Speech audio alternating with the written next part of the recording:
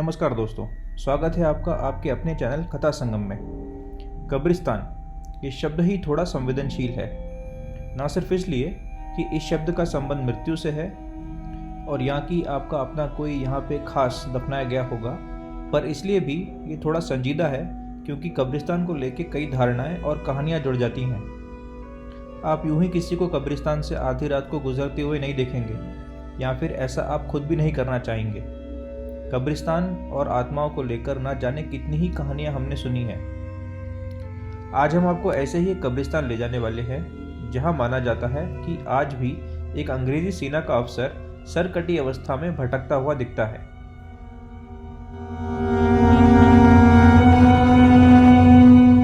दोस्तों, अगर आप चाहते हैं कि आज जब आप सोएं तब आपके बिस्तर के नीचे कोई भूत ना हो तो हमारे चैनल को अभी सब्सक्राइब करें और चैन की नींद सोएं, नहीं तो बिस्तर के नीचे झांक के मत देखिएगा। आज हम बात कर रहे हैं लोथियन सिमेट्री की।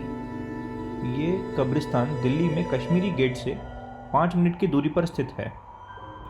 जब भारत में अंग्रेजी शासन था तब इस कब्रिस्तान को अंग्रेज़ों द्वारा इस्तेमाल किया जाता था, पर यह माना जाता है कि इस कब्रिस्तान को पहले दिल्ली के मुगल परिवारों द्वारा इस्तेमाल किया जाता था और यहाँ कई भारतीय मुसलमान दफन थे।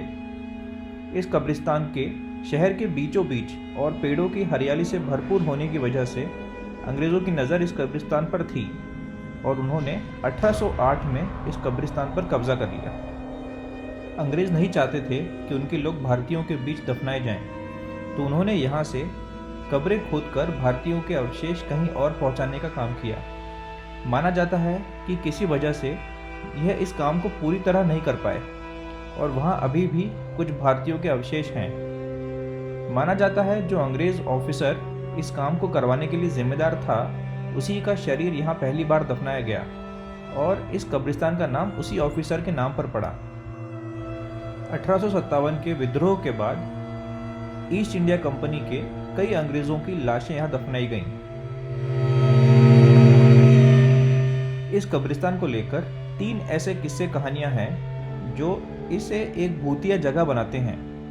माना जाता है कि यहाँ रातों में लोगों ने एक सरकटे आदमी को किसी स्त्री का नाम पुकारते हुए भटकते हुए देखा है। ये आदमी है सर निकोलस, जो कि इस कब्रिस्तान में आत्महत्या करने की वजह से दफनाया गया था।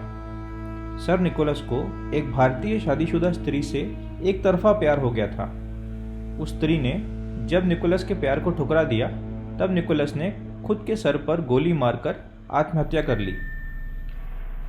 तब से सर निकोलस का भूत यहाँ अपने कटे हुए सर को हाथ में लेके उस स्त्री का नाम पुकारते हुए भटकता है। इसके अलावा बहुत से लोगों ने इस कब्रिस्तान में एक बच्चे को काफ़ी बार कुछ ढूंढते हुए देखा है। जब उस बच्चे से पूछा जाता है कि वह क्या ढूंढ रहा है, वह बताता है कि अपने माता पिता को खोज रहा है। इतना बता के वह बच्चा रहस्यमय ढंग से गायब हो जाता है। यही घटना कई बार कई लोगों के साथ इस कब्रिस्तान के अंदर हुई है। तीसरी बात जो इस जगह को डरावना बनाती है वो यह है कि जैसा हमने आपको पहले बताया कि जब अंग्रेज़ों ने भारतीय अवशेष यहाँ से हटाने शुरू किए तब वह इस काम को पूरा नहीं कर पाए और कुछ भारतीयों की कब्र आज भी यहाँ रह गई है। अब क्योंकि अंग्रेज़ों ने यह कब्रिस्तान को ज़ोर ज़बरदस्ती से हथियाया था, आज भी यहाँ अंग्रेज सिपाहियों और भारतीयों की आत्माओं का द्वंद्व होता है इस जमीन पर अधिकार जमाने के लिए। ये जगह अब यूं ही वीरान पड़ी है, इस वजह से ज़्यादा लोग यहाँ नहीं जाते। इस जगह का ऐतिहासिक महत्व काफ़ी होने की वजह से ये जगह ASI यानी आर्कियोलॉजिकल सर्वे ऑफ इंडिया के अंतर्गत आती है, पर इस जगह पर ज़्यादा ध्यान नहीं दिया गया है।